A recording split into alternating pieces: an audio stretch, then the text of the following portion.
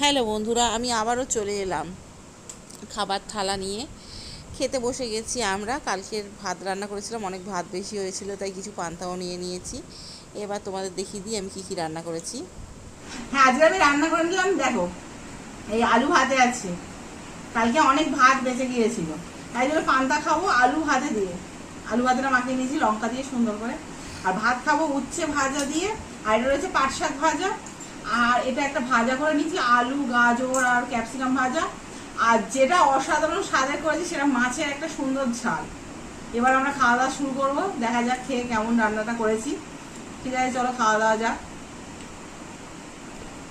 এখন খেয়ে নিচ্ছি মাছের ঝালটা দিয়ে ভাত। যাই হোক, দেখা যাক কেমন হয়েছে মাছের ঝালটা।